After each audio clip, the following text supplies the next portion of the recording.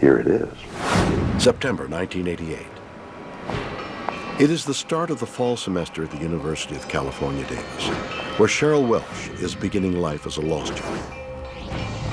I grew up in Sacramento, California. I was a receptionist at Kaiser Hospital for 10 years. I decided that I wanted to go back to school, so I went to UC Davis.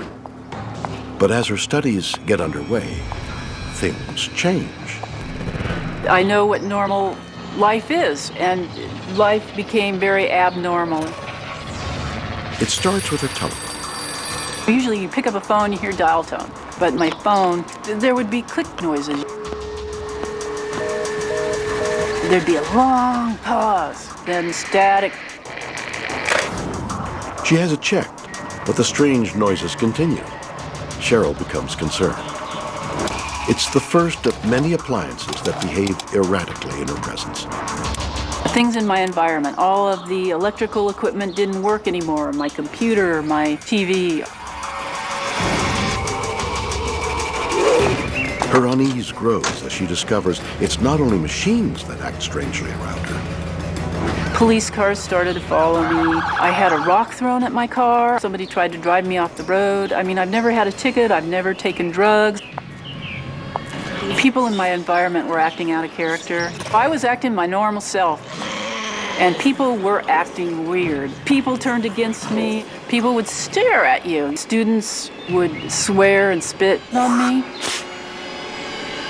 Weirder still, random strangers on the street seem to know exactly what she's thinking. I felt like I was surveilled. I thought somebody could read my thoughts. Cheryl's personal life falls apart as friends and family drift away. Then, she's fired from her job. It was like shock and awe. For 3 years, it was like that. And I realized, you know, this wasn't going to go away, despite my best efforts. That was a really depressing, blackest moment of my life. I just cried and cried and cried. I thought, why not just end it? Fearing for her sanity, Cheryl seeks help. So I went to my advisor, and I was having trouble academically, and she helped me get through this, and it was the only one that believed me. Her advisor comes to a quick conclusion. Cheryl is the victim of a deliberate and organized campaign of harassment. But who is behind it? First, we checked out. We thought, maybe there's a psychology experiment. They're trying to stress you out. There was no psychology experiment. So I hired private investigators, and I tried to figure out if there were any bugs in my apartment. Nothing. Talking to my advisor, we both figured only the government would have this kind of control over your telephone or what you did in the privacy of your apartment. Deciding to investigate, Cheryl gains access to government documents. They reveal the unthinkable. A top-secret experiment is subjecting everyday citizens to mind control. Major countries have developed this secret mind control technology, especially Russia and the United States. She's convinced the people who harassed her were under mind control and didn't even know it. Somebody is making them do things, you know, without their knowing it. But why choose Cheryl? You're going to need to experiment on a lot of people. You can't do it ethically, so you're going to do it covertly, you know. She thinks she knows what put her on the government's radar. Before I went to UC Davis, I went to the Army recruiting office. I filled out the forms, I put in my application, but I went to UC Davis instead. And then after that was when this happened. After networking with other victims, they have that connection. Former people who applied to the CIA, former people who have relatives in the government or the CIA are often targets. Are the minds of innocent citizens being controlled by government-sanctioned experiments? Is Cheryl Welsh telling the truth, or are her claims absurd? Just another conspiracy theory that's impossible to prove? Maybe, but not if you listen to Nick Begich. I think there's some good evidence that Cheryl Welsh and many of the other people I've spoken with have been victimized by this electromagnetic mind control experiments. The weapons of this century aren't bombs and bullets and ordnance, but electromagnetic energy targeting the human being, which is the greatest revolution in military affairs since gunpowder. Begich is an expert in government mind control. He is convinced the Pentagon has mastered a technology once thought to be science fiction, the ability to broadcast information directly into the human brain.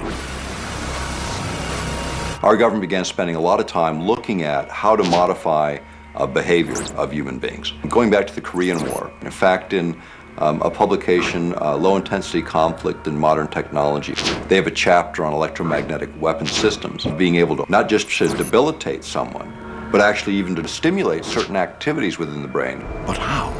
HAARP is the High Frequency Active Auroral Research Project, which started as a joint effort of the Air Force and Navy. This is a very large array or field of antennas based in Alaska, radio frequency antennas. HAARP antennas transmit powerful radio signals into the upper atmosphere to study the effects on wireless communications. But Begich says HAARP can also be used for more sinister ends. HAARP has announced several other programs and campaigns, and there's two areas that I got very concerned about. One was weather modification applications. The other was the effect on human beings. If you can modulate a signal that the brain locks onto, recognizes, and begins to mirror or follow the frequency following response, the brain rhythms change, then it creates a chemical cascade within the brain and the emotions change. Now the resolution gets finer and finer and finer. And it used to just to be about triggering emotions. You could change people's brain chemistry pretty readily, change their emotional state pretty easily. But when you get down to the idea of thoughts and being able to manipulate those, that requires a different kind of sophistication. Can we hear sounds without using our ears? Not only is it possible, says Begich, he can prove it using sound recordist Brad Daw. So what I'm going to demonstrate is a earth pulse sound wave. And what this is an infrasound device. It's just a small electronic circuit that we run a CD player playing some Bach into our circuit and then comes out through two piezoelectric transducers. So I'm going to place these transducers on your face. You're going to block your ears tightly. We put those in contact with the skin and listen. Yeah. So what do you hear? I hear the music, yeah, loudly. Right in the center of their forehead, inside their head, they'll hear Bach, just like they would with their ears, but the ears aren't involved. Now, I can take this away. If you'd hold this on there with one finger. Yeah. And then we'll show that this current actually can transit. So it only works when I touch your head or when I touch your skin, but essentially the current's going through both of us, but the signal does not go down. It maintains sound volume. It wasn't through my ears at all. It was basically, it felt like kind of it was coming from the middle of my head, no direction, and it was clear. So not through my ears at all, which is pretty cool. Now we can do this wirelessly with microwave. So there's lots of ways to do it, and this just gives a very simple sort of workbench model that gives the principle so people can understand, yeah, you can really do it. It's just a little deaf, man. I got a head back early. Now this is a fascinating theory. There's just one problem. I'm not sure these piezoelectric transducers are going to catch on as a fashion accessory. And frankly, I don't even know what piezoelectric means. But if we're to believe Begich, the government don't even need these. They're tapping directly into our minds, controlling us with powerful invisible microwaves that can alter the very way we think and act, making us believe anything they want us to. And that's just the Republicans. Is the government manipulating our minds wirelessly? Or does the answer lie elsewhere?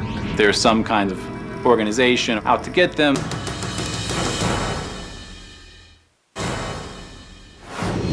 A California woman suffers a brutal campaign of harassment. Is the government trying to control her mind? Clinical psychologist J. Ryan Fuller believes Cheryl's experience isn't due to harassment, but mental illness. When I heard of some of the things that were described, certainly bring to mind the kinds of content that sometimes people with psychotic disorders have. He thinks Cheryl has a classic case of delusional disorder. A delusional disorder is a particular type of psychotic disorder where there's going to be a false belief that's held very, very strongly. So I might believe that my mother-in-law is trying to poison me with her her cooking. It's something that could happen in the real world, but there isn't any evidence to confirm it. But what about the strangers who spit at Cheryl in the street? The interpretation that people are going to be insulting them or hostile or have malicious intent is very, very common. It could be that I'm being harassed by the police or the FBI. There's a conspiracy. There's some kinds of organization or people kind of out to get them that's going to sort of lead to sort of suspiciousness and hypervigilance and things like that. Ironically, Cheryl could be making it worse. There is evidence, in fact, that by struggling with it and sort of fighting it and working to change it, that does, in fact, increase the one's stress level and increase anxiety. So there can be a great deal of suffering. Is Cheryl Welsh suffering from delusions? Or is the real explanation even more out there? Trish MacGregor has written about the paranormal for over 30 years. She thinks she can explain at least one of Cheryl's experiences, her strange encounters with electrical equipment. My theory about Cheryl Welsh is it could be the Pauli Effect. The Pauli Effect is a label, a term, that grew out of a phenomenon that used to happen whenever Wolfgang Pauli, who was a theoretical physicist, would walk into a science lab and equipment would spontaneously break down. Wolfgang Pauli was a brilliant Nobel Prize-winning physicist who counted Einstein himself among his many admirers. But Pauli is also remembered for his ability to cause lab equipment to malfunction simply by being near it. In 1950, he walked into a lab in Princeton where they had a particle accelerator, and it caught on fire and burned.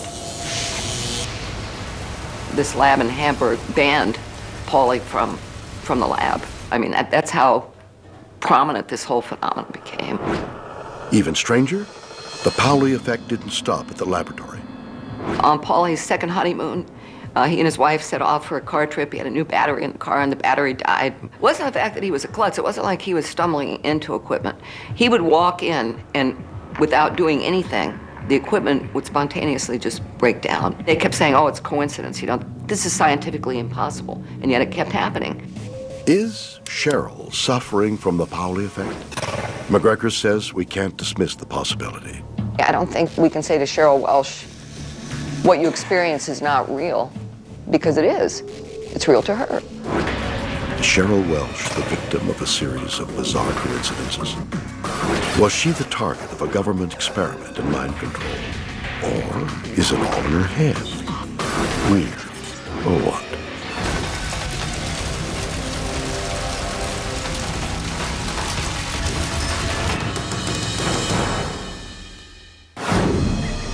So there we have it. 3 stories of mind control. An implant turbocharges a man's brain. Is it an alien device? A housewife turns into a literary genius. Is she channeling a spirit from the 17th century? And a woman suffers a bizarre campaign of harassment. Is she a guinea pig for a secret technology? You decide. Join me next time for more stories that will undoubtedly be weird or what?